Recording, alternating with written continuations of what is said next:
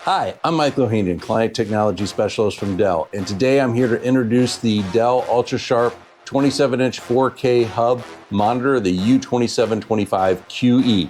This is the world's first enhanced IPS Black monitor. Before I get into the review, I do want to mention I do work for Dell. However, this is my own YouTube channel. If I say something, it's my opinion, not necessarily that of Dell's. And if I say something wrong, I own that. But let's take a look at this one. I'm really excited. By hands down, this is the best IPS Black or IPS display I've ever reviewed. It is absolutely stunning. But let's go through some specs and then we'll dig in deeper into the display. Again, this is part number is a U2725QE. There is a big brother to this. There is a 32-inch version of it, same specifications as my review here. That is a U3225QE. Again, like I said in the beginning, this is a 27-inch IPS Black display. It is 4K, so 3840 by 2160. It has 120 hertz refresh rate. And get this, an IPS display with a 3000:1 contrast ratio. The image accuracy, it's a DCI 99%. And is also an HDR 600 display. For the folks out there that are looking for Thunderbolt, it is a Thunderbolt display with 140 watts of power delivery out through that Thunderbolt. It is also a hub display, so the docking is built in, and I'll take you through all the functions of a hub display or a docking display. As far as your eye quality or protection, this is TUV certified 5-star certification, so highest for eye comfort that you can absolutely get. And it supports Windows, and for my Apple friends or my Mac friends, this is also supported in Mac. So it doesn't matter if you have a Windows PC or a Mac, it'll support both. So let's dig into what all those specifications mean. Okay. Let's start off by talking about the display itself, because this is really what is amazing about it, is how beautiful this IPS Black display is. Let's go over a couple terms, and I'll kind of describe what IPS Black is. I mean, first of all, why an IPS display, right? In-plane switching. There's some really good positives to an IPS display. One, it has a very great wide viewing angle, so if you're coming from the side, you can still see the screen. It's got excellent color accuracy in IPS displays. The costs are another factor to it. The costs are reasonable, and they have very long lifespans, so they tend to last for years and years compared to some other displays, say like an OLED display that has kind of a short lifespan and risks in burning. But it does have some negatives to it as well. And one of the negatives to IPS Black displays is this washing effect that you can get. And you think about it, if you have an image on a display, particularly if you have an image like a pixel that is trying to be all white, and you get a pixel next to that being say all black, you've got contrasting colors on there that is really hard for an IPS display to do. And think about if you're playing like a video game, that type of image may be like fog in a jungle that you're running through, right? It's really hard to recreate sometimes on an IPS display. And the reason is the light from the white bleeds into the black. When we start talking about contrast ratios on this display, a typical IPS display is 1,000:1. This is 3,000:1 contrast ratio. So what does that mean, contrast ratio? That is the difference from pure black to white.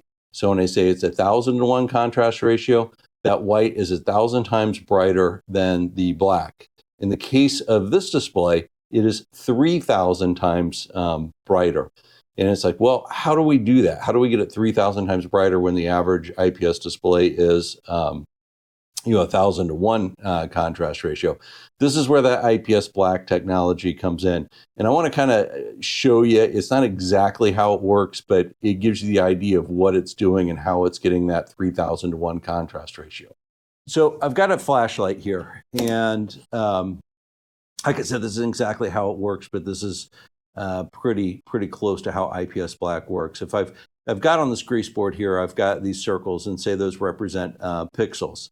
And I've got the one with the X on it. I want that to be pure white, and the ones around it, I want it to be, say, pure black.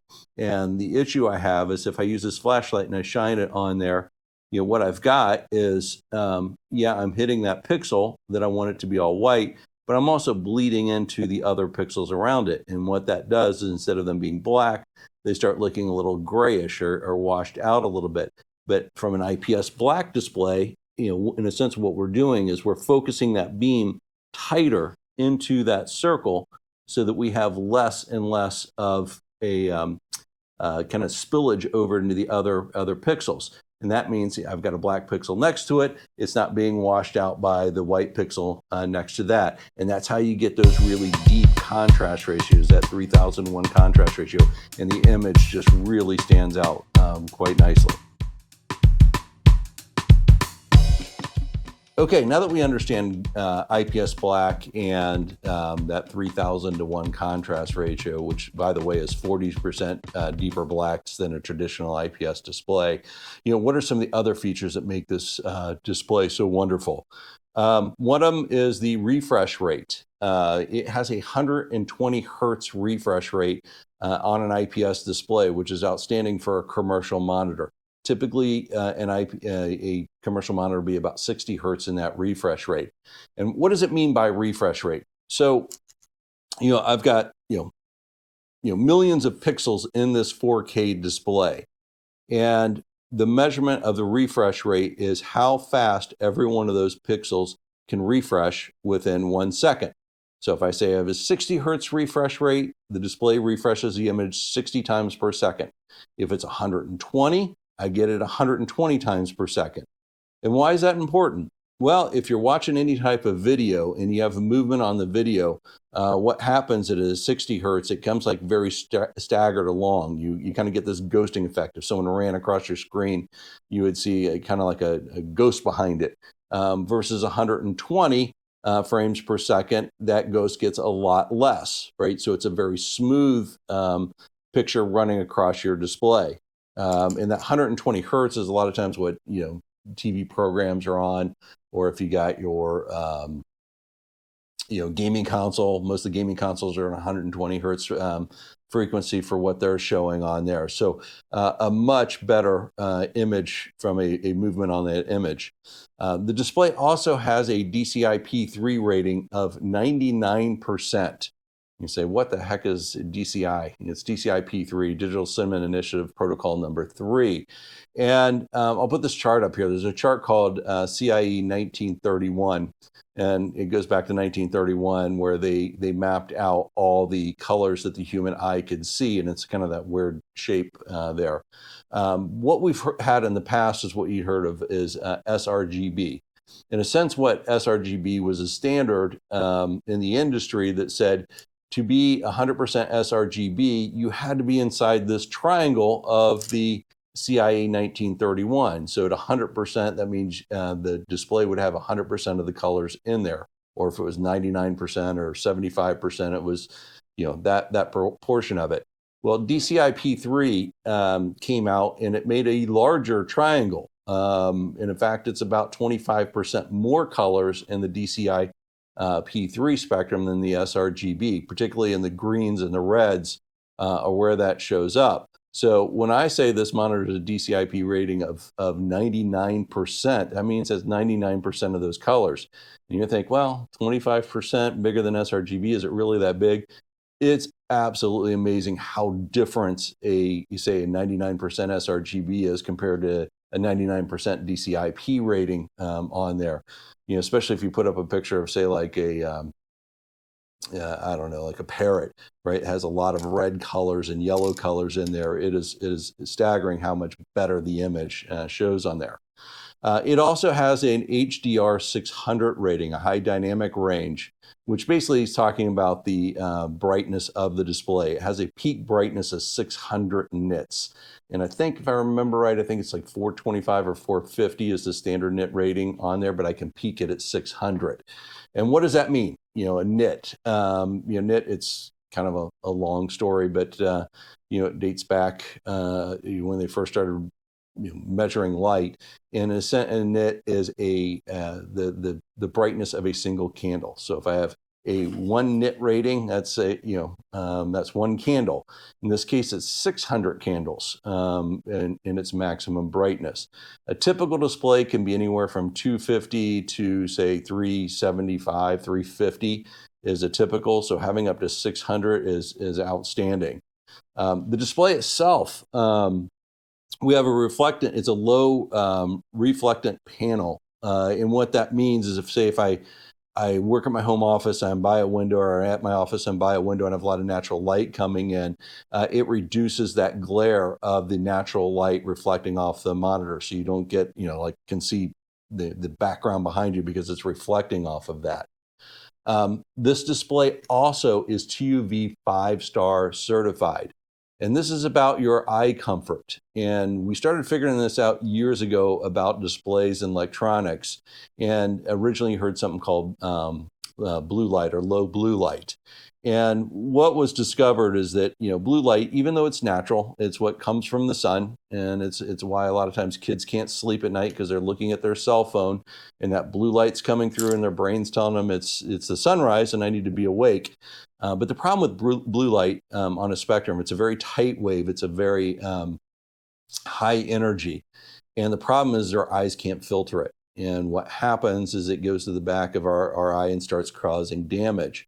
If you've ever been on a display, been working all day, and your eyes start to dry out and get watery and really start to hurt, that's that blue light coming in and actually hurting your eyes. And for some people, it actually can cause eye damage. So it is a real concern. What TUV started doing is originally they brought out low blue light, but they said there's more to it, right? There's more to this eye comfort than just the blue light. And this display has that 5-star certification. And it means a lot of things. One, from a blue light, I have to have less than 35% of the dangerous blue light in my display without having any color accuracy. So it says it has to be extremely low blue light. It also has to have a DCIP minimum of 95%. So we're at 99% on there. It also says you have to have a refresh rate of 120 hertz, which we do. We have that refresh rate. And the other thing, and it's hard to see, it's on top of the display here, I've got a ambient light sensor. And that was part of the certification, that they wanted the monitor to adjust automatically to the perfect brightness settings based upon your environment. So maybe you don't always want 600 nits on there, that you want to adjust based upon whether it's dark out or it's light out. But that ambient light sensor takes care of it. So again, it's a 5-star rating. That means it's a good eye comfort display. I want to show you the ports first before I plug the notebook into it, but we've got a whole host of ports underneath this. And again, I put this in portrait mode, portrait mode so you can see it. But starting at the top here, that is a security lock. So if you want to have the security cable wrapped around there, you can. Obviously, that is power. The next is a HDMI port. That's HDMI 2.1. Then I've got myself a DisplayPort 1.4 full size, and that DisplayPort is an N. So what that means is you hook your PC directly into the monitor here, as opposed to the next one here that actually has a orange cap on it. That's a full-size DisplayPort 1.4, but that is an out. So you would hook this one to your notebook. This one would go to a second display, and I'll show that in the full review. Once I drop down from there, I've got a Thunderbolt 4 downstream port, and the next one here is a Thunderbolt 4 upstream port. This is the one with the extended power range of 140 watt power delivery. And really the difference between these, when I'm talking about an upstream versus a downstream, an upstream port, think of it as your notebook, and you plug it into the monitor. It is looking up to the monitor for all the downstream ports that are there. So when I plug my notebook into this, it actually sees anything connected into this port here, because that is a downstream port. The next one to it is a USB-C, or yeah, USB-C 10 gigabit per second port. That is a downstream port there. The next thing up, I've got 1, 2, 3 of the USB 10 gigabit type A ports, and those are downstream as well. So if I hook something into this, it is going to go down to the notebook that I've got plugged into the upstream port. The next one on here, I've got an audio jack, and then here I've got another USB 10 gigabit per second type A downstream port. I've got my Ethernet here, so that's a 10 gigabit pass-through.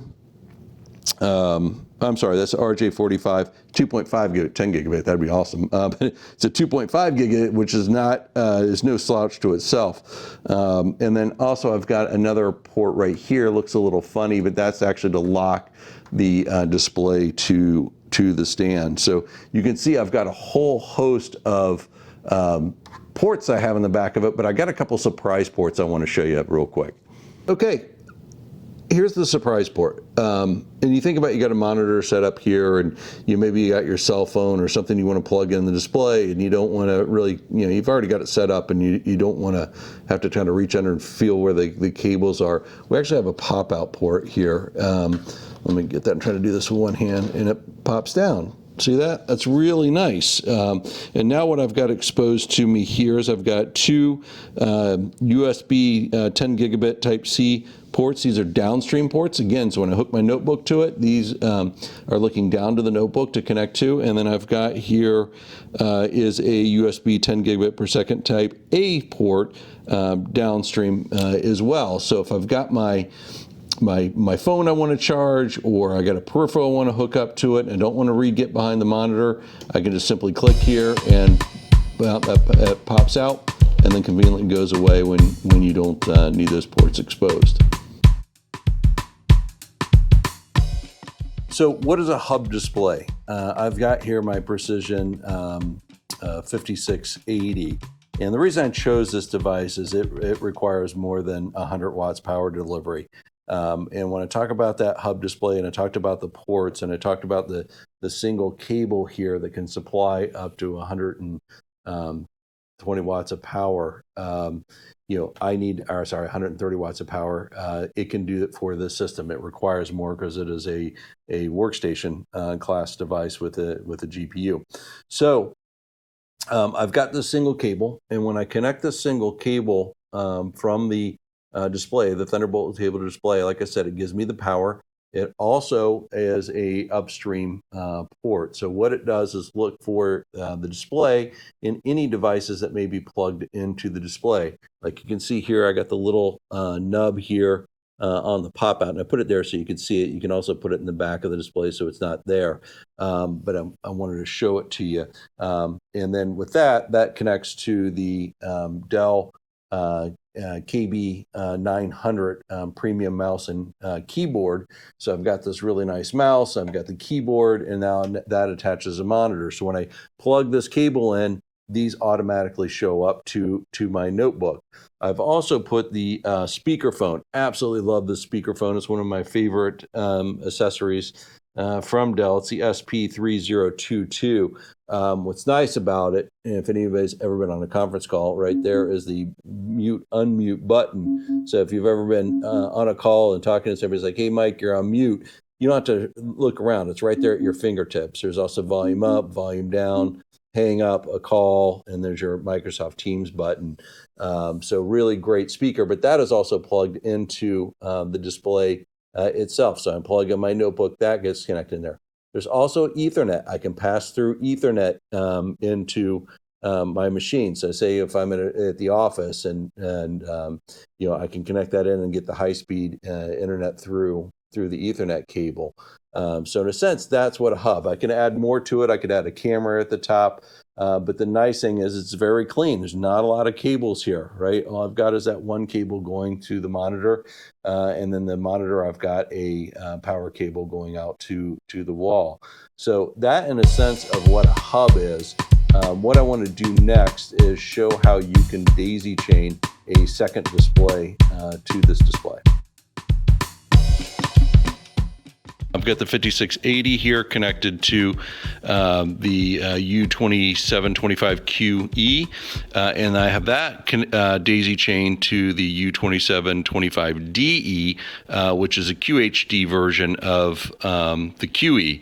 Also, the QE is the new enhanced IPS Black with the 3001 contrast ratio, and not just in the resolution, but man, you can tell the difference in the quality. I don't know if you can see it on the camera here, but definitely live you can. But let's take a look at what I did here. And if I go behind the scenes and take a look, you can see right here I've got the display port out. So I've got, this is connected to the notebook, which is the Thunderbolt 4, and then I've got DisplayPort out. And if you see, I've got a cable here, and it goes all the way to this side here with the DisplayPort in, and then all I have here is the power cable out. So a lot less cables to do it, to make this happen. But as you can see, I've got both systems daisy chained. Now, there are a few caveats that I want to mention on daisy chaining. If you are a Mac user, you can do this and have dual extended displays. However, both displays must be Thunderbolt.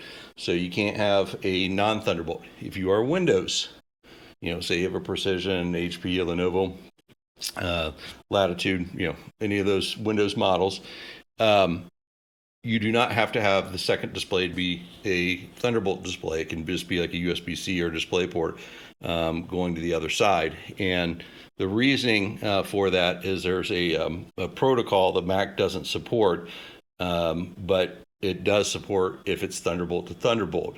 So in the case of Windows, I can pretty much take any monitor and connect it up to it and be able to do this daisy chaining. There's some caveats with that as well. When I do daisy chain a second display, say I started with this display as being my main display, and it was a QHD resolution. I couldn't daisy chain from that to a 4K and have that be 4K. I can take 4K and go down to QHD. I can do 4K and go to 4K, but I can't go lower and then daisy chain to a higher specification. Also, when you're setting this up, if you do use the Dell Peripheral Manager, Dell Display and Peripheral Manager, it makes this daisy chaining extremely easy to set up. If you don't have access to it, you're going to have to go through the menus here, the on-screen menus, and go through and tell it that you want to do the daisy chaining on there. You get something called MST. You have to make sure that that is on, and then you can do that. But if you have Dell Display Manager, Dell Display and Peripheral Manager, it makes it real easy. So this is an example of daisy chaining your displays.